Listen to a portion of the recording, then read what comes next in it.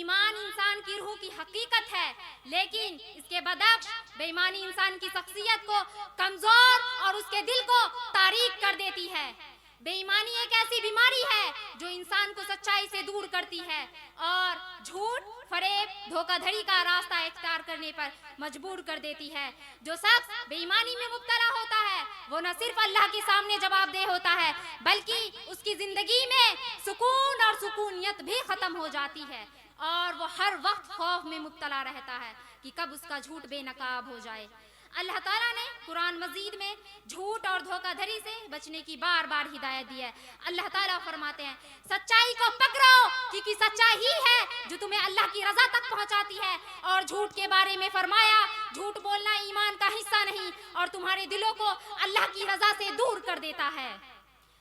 जनाब, हमें समझना चाहिए कि जब हम किसी कमजोर को दबाने की कोशिश करते हैं तो दरअसल हम अपनी इंसानियत और अपने ईमान को कमजोर कर रहे होते हैं। ताकत का असल मकसद लोगों को बुलंद करना और उनके दुखों दर्द को समझना होता है, ना कि उनकी कमजोरियों को मजीद बढ़ाकर उन्हें मशकीन बना देना। एक अच्छे मुआशरे की हैसियत इस बात से जानी जाती है कि उस मुआशरे के कमजोर लोगों के साथ किस तरह का सुलूक किया जाता है। हमें अपने अंदर इस बात का शऊर पैदा करना चाहिए कि जब तक हम दूसरों को इज्जत व एहतराम नहीं देंगे, जब तक हम एक बेहतरीन मुआशरा तस्कील नहीं दे सकते। बेईमानी न सिर्फ हमारी रूह को नुकसान पहुंचाती है, बल्कि इसका असर हमारे माहौल और ताल्लुकात पर भी पड़ता है। हमें अपने अंदर इस बात को झांकना चाहिए कि हम किसके साथ कितना बुरा कर रहे हैं। बेईमानी और ईमान की इस कसमकस में हमें हमेशा सच्चाई का रास्ता इख्तियार करना चाहिए, क्योंकि सच्चाई हमेशा फतेयाब होती है और जो शख्स ईमानदारी के रास्ते पर चलता है उसकी जिंदगी में सुकून, इत्मीनान और अल्लाह की रजा होती है। ईमान की अहमियत पे अल्लाह ताला फरमाते हैं, इन्नल्लज़ीना आमनु व अमिलुस्सालिहाति उलाइका हुमुल खैरुल बरियति।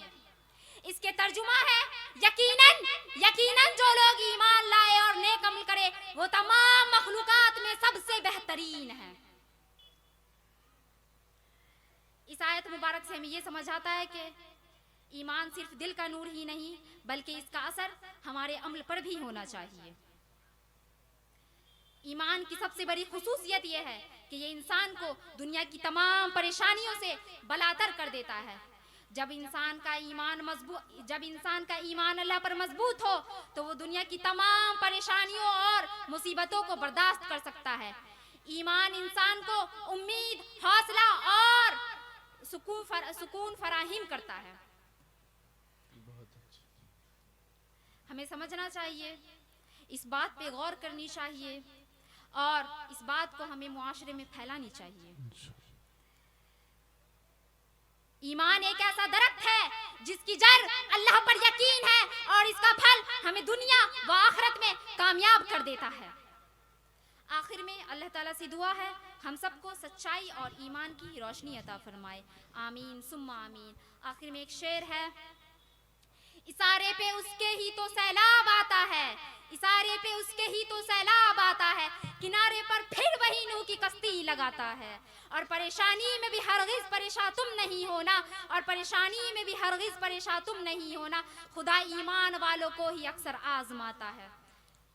बहुत अच्छा। अब जाने की इजाजत चाहती हूँ। अस्सलाम वालेकुम व रहमतुल्लाह। वालेकुम अस्सलाम व रहमतुल्लाह।